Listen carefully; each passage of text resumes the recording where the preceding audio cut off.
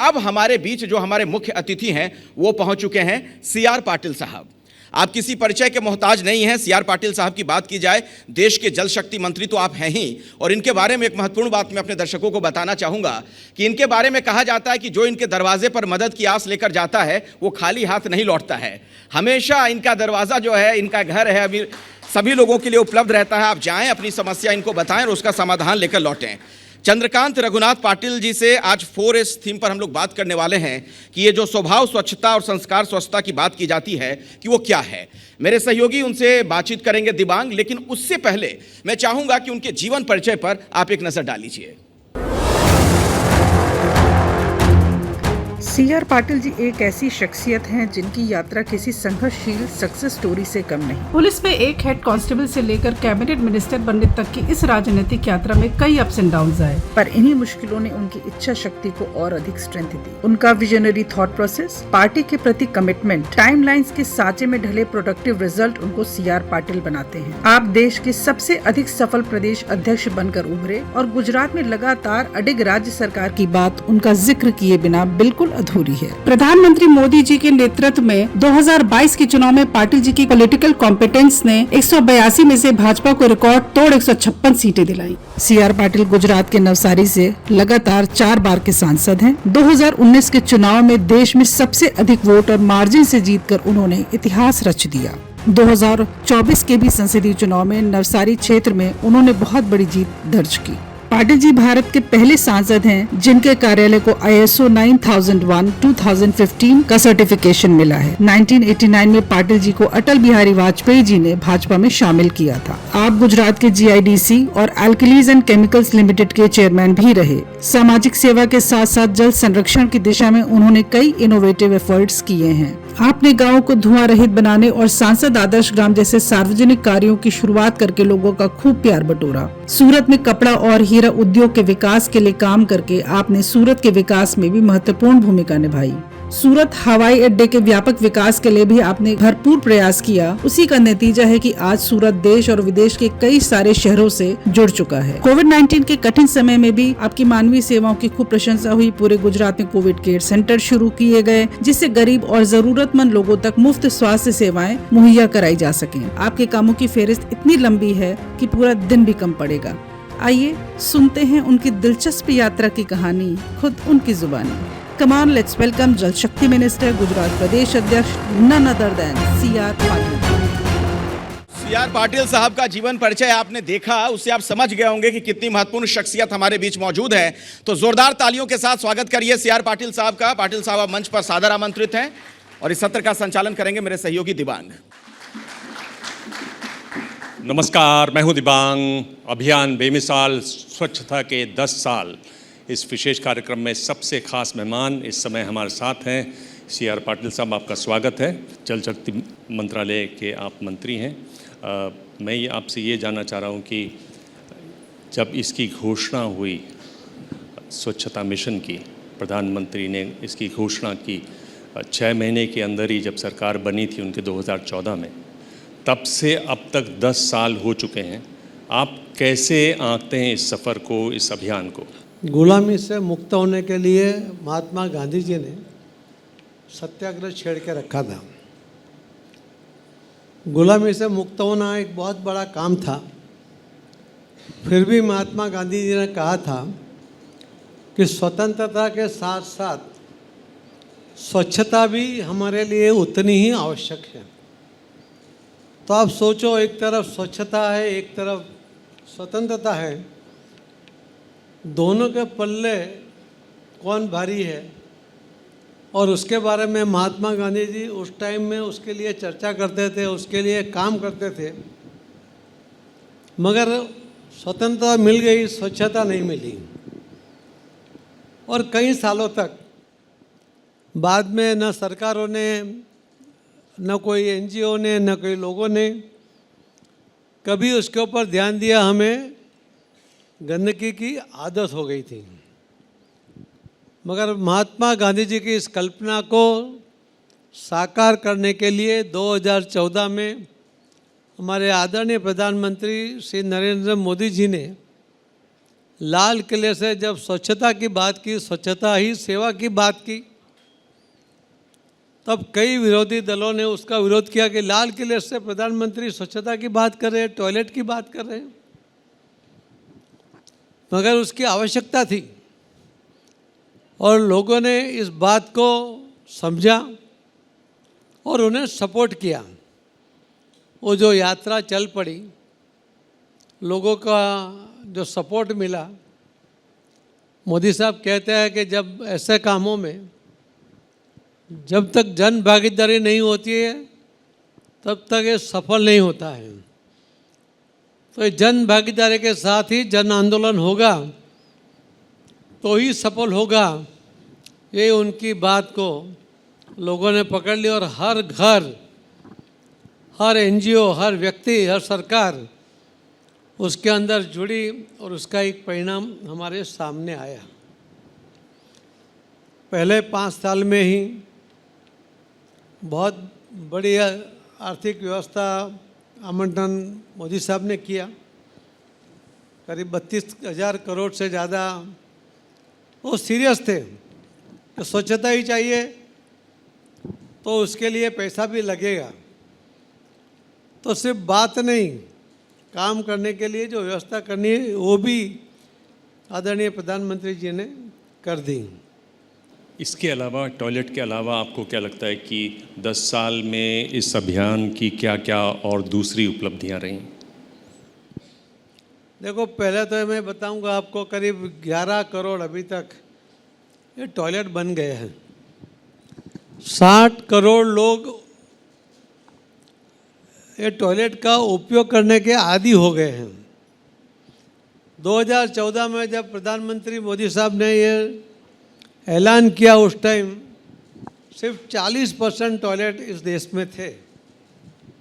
40 से 97% तक ले जाना ये अपने आप में बहुत बड़ी बात थी और ये काम प्रधानमंत्री जी ने कर दिया। ये नरेंद्र मोदी जी के लीडरशिप में ही ये संभव है और इसके लिए हम कहते हैं कि ये लीडरशिप में इसको पूरा कर देना चाहिए। मोदी जी जब कहते हैं कि 2047 की बात करते हैं, कई लोगों के मन में प्रश्न उठता है और सही भी है। उनको लगता है कि टॉयलेट की तो व्यवस्था है नहीं, गंदगी है, तो विकास कैसे होगा 2047 में? हम कैसे पहुंचेंगे? ये सपने को कैसे साकार करेंगे? तो दोनों तरफ है। 2047 की तैयारी करते हुए ये टॉयलेट भी बनाने पड़ेंगे, स्वच्छता भी करनी पड़ेगी, जो मोदी साहब एक कर रहे हैं और उसके कारण एक प्रकार का रिजल्ट भी मिला है। आप कहते हो उससे क्या हुआ? WHO के रिपोर्ट में आया कि पहले 5 साल में जो बच्चे बाहर जाते थे शौच के लिए, वो बाहर जाना उनका बंद हुआ। बाहर जाने से उनको डायरिया होता था, तो हर साल 60 से 70 हज़ार बच्चे की मौत होती थी। यानी पहले 5 साल में ही 3 से 3.5 लाख बच्चों को बचा लिया गया इसी योजना के कारण। महिलाएं पहले अगर टॉयलेट जाना है तो शाम के अंधेरे की वेट करते थे, जब तक ये गंदगी अपने शरीर में रखते थे।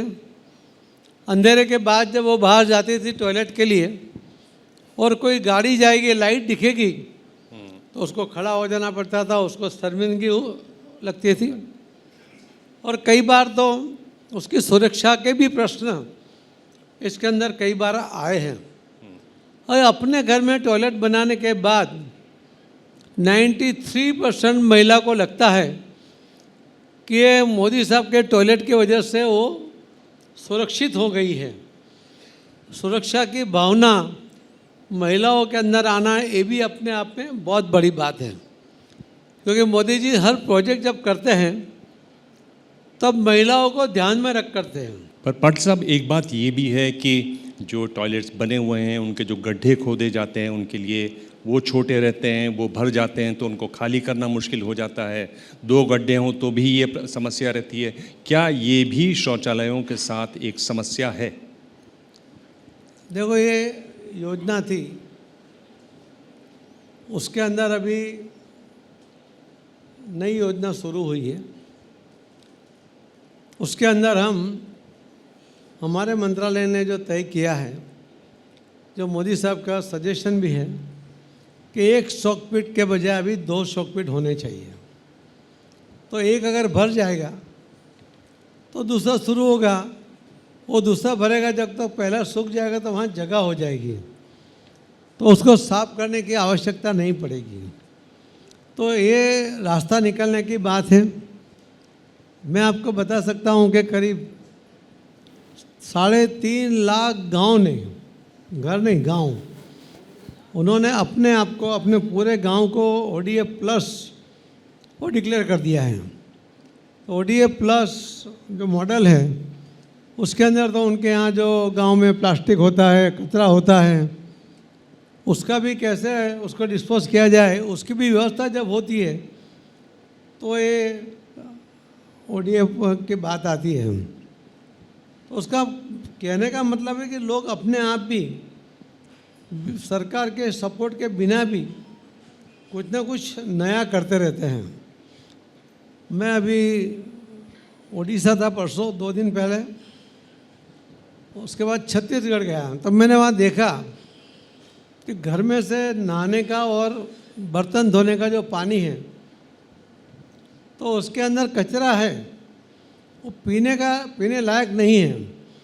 मगर उन्होंने गांव में तो जगह होती है पीछे, तो किचन गार्डन बनाकर वहाँ वो पानी का यूज़ करते हैं। एक छोटा शॉकपिट बना दिया, वो पानी वो वहाँ डाल देते हैं, उसमें से कोई ना कोई सब्जी आ जाती है तो उनको काम में आ जाती है। तो उसका यूज़ है गांव के लोग भी, जो बोलते हैं जुगाड़ करके, तो उसका निकाल भी हो जाता है और उसका फ़ायदा भी हो जाता है। तो इस तरह से लोग कर रहे हैं। हम भी कुछ ना कुछ नई नई टेक्नोलॉजी को लेकर उसके लिए काम कर रहे हैं।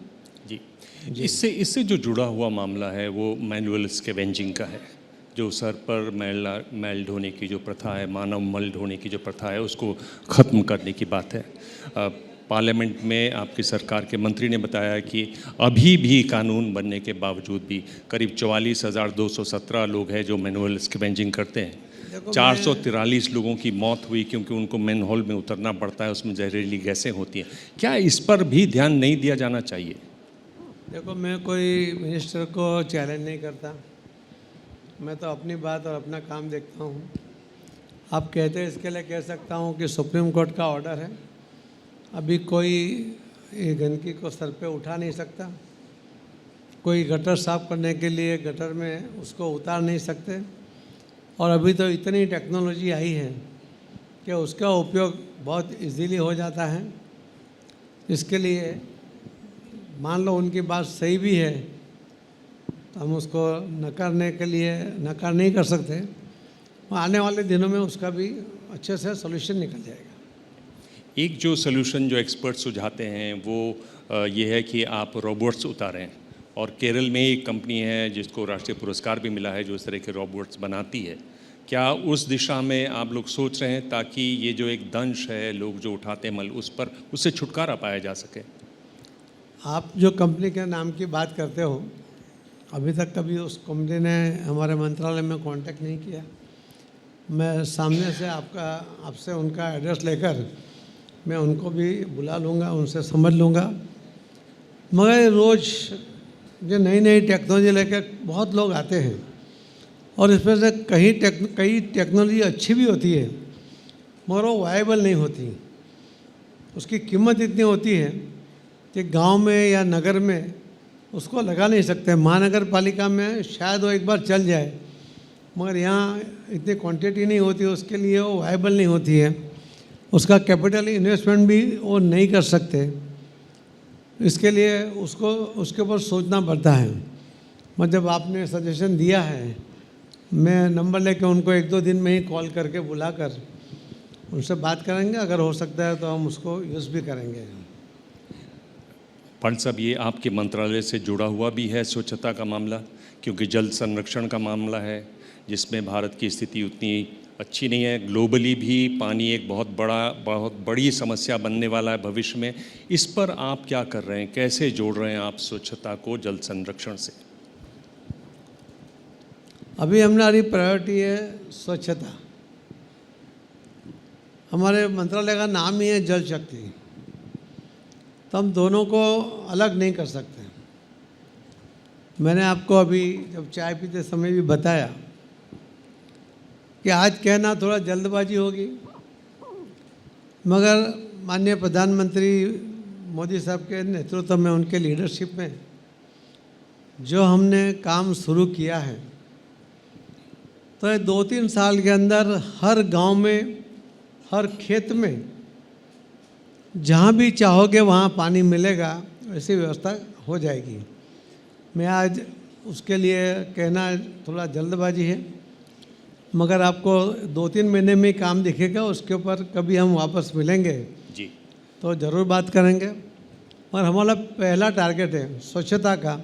जो आपका जल शक्ति मंत्रालय है आपका, उससे जुड़ा हुआ है गंगा का मसला भी, वो भी काम आप देख रहे हैं।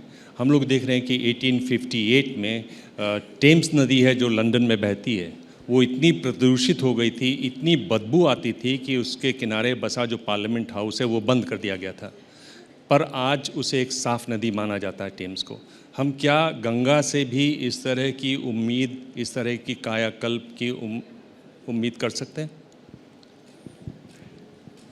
आपने गंगा अगर कई साल पहले देखी होगी, और प्रधानमंत्री जी तो वाराणसी से सांसद हैं, उन्होंने नमामि गंगे एक अलग प्रोजेक्ट बनाया, उसके लिए अलग पावर दिए हैं, अलग फंड भी दिया है। अभी 5 राज्यों में से गंगा नदी जाती है। हमने वहाँ 5 राज्यों के सेक्रेटरी के साथ बात किया और उनको कहा है कि दिसंबर 31 तक आपके यहाँ जितने भी नाले अभी नदी में जा रहे हैं उसका DPR बना के भेज दो, लेट नहीं करना है। उसको हमने वार्न भी किया है। 31 दिसंबर तक आ जाएगा, उसके ऊपर काम करके 1 साल के अंदर वो DPR पे काम करते हुए हर नाला हम बंद कर देंगे। वैसे तो बहुत काम हुआ है, जैसे बनारस में भी एक समय ऐसा था कि पानी काला हो गया था, आज आप नहा सकते हो, ऐसा पानी वहाँ भी हो गया है। मगर कानपुर में कई प्रॉब्लम है, वाराणसी और 80 नदी में उसका नाला अभी बह रहा है। हमने वहाँ भी कुछ निर्णय किए हैं। हमने पश्चिम बंगाल में भी 15 DPR बाकी है, उत्तराखंड के बाकी है, वो बिहार के हैं, मगर उन सबको हमने कहा है कि जल्दी से कर दो। हम 1-1.5 साल के अंदर इसको पूरा करना चाहते हैं, तो काम हो जाएगा। तो बिल्कुल आप इसी का उदाहरण दोगे माँ गंगा का, ये हम कह सकते हैं, इतना साफ सुथरे बना देंगे उसको। चलिए, ये तो बहुत बड़ी बात होगी और बहुत अच्छा वादा किया है आपने। इस वादे को हम दूसरा याद क्या होता है कि वहाँ कोई सब जो लोग हैं और नदी को पॉल्यूटेड नहीं करते, यहाँ लोग इतने जागरूक अभी नहीं है, ये 2 का भी प्रॉब्लम है। एक जो बात होती है पानी की, तो उसमें पानी जिस तरह का है भारत में, यानी ग्लोबल क्वालिटी इंडेक्स की बात करें और नीति आयोग की 2018 की जो रिपोर्ट है, उसमें देखा गया कि भारत का स्थान 222 देशों में 120वां है। उसका एक रास्ता ये है कि कैच द रेन, जो एक नारा दिया प्रधानमंत्री ने, इस पर क्या कर रहे हैं और इसको आप कैसे देखते हैं? कहाँ तक वाटर लेवल सुधरेगा, कहाँ तक पानी स्वच्छ होगा? अटल जी एक कार्यक्रम में सूरत आए थे, उस टाइम उन्होंने कहा था कि तीसरा विश्व युद्ध होगा तो पानी के लिए होगा। लास्ट वीक हमारा वाटर वीक का एक कार्यक्रम था, हमारे महामहिम राष्ट्रपति जी उस कार्यक्रम में हमारे आई थी। मैंने कहा कि अगर तीसरा विश्व युद्ध होता है और पानी के लिए होता है तो भारत उसमें कहीं नहीं होगा। हमारी पानी की समस्या उसके पहले हम उसको हल कर देंगे। मोदी साहब की लीडरशिप में ये बिल्कुल संभव है और वो बिल्कुल हो भी जाएगा। उसके लिए आप कैच द रेन के लिए आप क्या कर रहे हैं, क्या योजना बना रहे हैं, कैसे उसको अभी ज़मीन पर मैं उतार रहे हैं? उसको थोड़ा प्राइमरी स्टेज पे इसके लिए उसको ओपन नहीं करना चाहता, और आप 2-3 महीने में देखेंगे, आपसे हम बात भी करेंगे, सबको सामने भी बात करेंगे, सबका सहयोग भी लेंगे, मगर बहुत बड़ा काम उसके ऊपर हो रहा है और हमें जिस तरह से सपोर्ट मिल रहा है उससे के आधार में इतने बड़ा दावा कर रहा हूँ कि विश्व युद्ध भी होगा पानी के लिए तो हमारा देश उसमें नहीं होगा। आपने हाल में एक प्रेस कॉन्फ्रेंस की, आपके साथ एक और केंद्रीय मंत्री भी थे और उन्होंने कहा कि अब पूरे पखवाड़े में सफाई होगी और 2 लाख ऐसी जगह हैं जो मुश्किल भी हैं और गंदी भी हैं, तो इतनी जगहें रह गईं और इस पखवाड़े में आप क्या क्या नए कदम उठाने वाले हैं? देखिए, इस पखवाड़े के अंदर हमने जितने कार्यक्रम किए तो उनका जो था मनोहरलाल जी का, वो जो शहरी विस्तार है उनके पास है और देश का ग्राम्य विस्तार मेरे पास है। उन्होंने करीब 2.5 लाख जगह पर कार्यक्रम किए, सफाई के कार्यक्रम किए। हमने 10 लाख जगह पर कार्यक्रम किए और 10 लाख जगह पर 12 करोड़ लोग इसमें अलग अलग जगह पर जुड़े हैं इस पखवाड़े के कार्यक्रम में। परसों भी हमारे माननीय प्रधानमंत्री जी सुबह में 1 घंटा सफाई में भी देंगे और एक राष्ट्रजोग संबोधन भी करने वाले हैं। तो वो आपने कहा ना कि कचरा उठाने के बाद भी अगर कचरा हुआ होगा तो उसको उठाना तो पड़ेगा, ये तो कंटिन्यू प्रोसेस है। मगर एक बार धीरे धीरे आदत हो जाए, उसकी व्यवस्था हो जाए, उसमें हमारी ओर से क्या कमियां हैं, हमें क्या करना चाहिए, वो सब करके इसको लोगों की आदत के साथ जोड़ते हुए उसको सुधार देंगे। पाटिल साहब, ये बताइए कि अगर आपके मंत्रालय की बात करें, जल शक्ति मंत्रालय, स्वच्छता की बात करें, तो आने वाले सालों में क्या क्या नया आप करने वाले हैं, क्या क्या आपकी योजनाएं हैं जो भविष्य में लोगों को दिखाई देंगी, आप उन योजनाओं को ज़मीन पर उतारेंगे? स्वच्छता में मैंने कहा हमारा टारगेट यही है कि पूरे देश में स्वच्छता होनी चाहिए। ये स्वच्छता आदत हो जानी चाहिए। ये स्वच्छता जो एक टॉयलेट की बात है उसके अंदर डबल शॉकपिट की जो हम बात कर रहे हैं या कोई और नई टेक्नोलॉजी आएगी तो उसके साथ भी जोड़कर उसमें से भी लोगों को कोई तकलीफ़ ना हो वो भी ध्यान में दिया जाएगा। मुझे लगता है कि आज जो भी टेक्नोलॉजी अवेलेबल है उसके साथ भी जब जुड़ के काम करते हैं तो अच्छा रिजल्ट ला सकते हैं। स्वच्छता ही सेवा और स्वच्छता के साथ देश को विकसित भारत बनाना, ये हमारा टारगेट है और उसके लिए हम पूरे प्रामाणिकता के साथ इसमें डटे हुए हैं और डटे रहेंगे। इस काम के लिए बहुत फंड्स की ज़रूरत होगी, सरकार मुहैया करवा रही है फंड्स, और एक दूसरा तरीका है कि जो कॉर्पोरेट भारत है, जो कॉर्पोरेट जगत है, वहाँ से भी इसको समर्थन मिले। जो समर्थन मिल रहा है, क्या आप उससे संतुष्ट हैं या और लोगों को सामने आना चाहिए? आप आह्वान करना चाहेंगे, क्या उनसे कुछ कहना चाहेंगे इस मौके पर?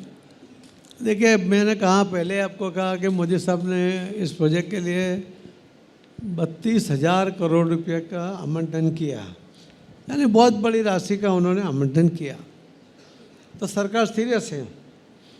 मगर जो कॉरपोरेट है या कोई व्यक्ति है उसको लगता है कि मैं एक गांव साफ कर सकता हूं, या हमारा सर्कल है, एक ग्रुप है, उनको लगता है हम 1-2 गांव या कुछ सफाई कर सकते हैं, तो वहाँ उन्होंने हाथ लगाना चाहिए। तो बहुत अच्छा रिजल्ट आएगा, क्योंकि हर गांव में जब सरकार करेगी तो उसमें सरकारी अधिकारी भी होगा, उसका लगाव कम होगा। पैसा तो लगेगा, लगाव कम होगा, परिणाम भी आएगा। मगर जब लोग जुड़ेंगे तो स्वाभाविक रूप से उनके फीलिंग साथ जुड़ेगी तो बहुत अच्छा रिजल्ट आ सकता है। एक आखिरी सवाल, क्योंकि आप मंत्री हैं इसलिए बहुत ज़रूरी हो जाता है कि इसमें युवाओं ने, स्कूली बच्चों ने, कॉलेज के बच्चों ने बड़े पैमाने पर हिस्सा लिया। क्या आपको लगता है, क्या बात है जो उनको लुभाती है, जो उनको इतनी आकर्षक लगती है? युवा धन जुड़ रहा है, उसकी भी अपनी तकलीफें होंगी, उसके कमिटमेंट होंगे, मगर वो 1 घंटा तो कहीं ना कहीं निकाल सकता है छुट्टी के दिन, सैटरडे संडे, जब भी उसको टाइम मिले उनको ग्रुप बनाकर भी सबको जोड़ने की कोशिश करनी चाहिए। अगर युवा जुड़ जाएगा तो मैं मानता हूँ कि साल भर में ही देश की पूरी सूरत बदल जाएगी। मैं तो आपके माध्यम से सभी युवाओं को रिक्वेस्ट करूँगा कि देश का काम है, उसको प्रायोरिटी देना ही देना है। अगर इतना तय कर लेंगे तो युवा में कोई कमी नहीं है, उनकी एक ताकत है, उनकी एक सोच है, और वो जब तय कर लेंगे तो सूरत बदल देंगे, इतनी ताकत उनकी है। तो मैं आह्वान करता हूँ उन सभी युवाओं को कि वो इसके ऊपर काम करें। पाटिल साहब बहुत बहुत धन्यवाद। धन्यवाद। आपने सवालों के जवाब दिए, आपने बहुत सारे वादे किए हैं और हमारी जब अगली बातचीत होगी उसमें हम देखेंगे कि आपने जो वादे किए उसमें कितने पूरे हुए। पर हम उम्मीद यही करते हैं जो आपने वादे किए वो ज़रूर पूरे हों। धन्यवाद। हम तो आदी हैं वादे पूरे करने के। What does Haryana's youth want? What's the political mood of the region? Will these assembly elections correspond to Lok Sabha election results? सरकार बनेगी तो 36 बरादरियों की सरकार बनेगी। Ram Ram. Who will have the last laugh? Will it be Naib Singh Saini of BJP or Bhupinder Singh Hooda from Congress? Will turn the tables this time. Haryana में मौजूद हैं हम इस वक्त। Get to know the ground reality of the Haryana elections 2024 with real-time updates in your language and your preferred platform. Only on ABP Live Election Center. Sahi information, har election.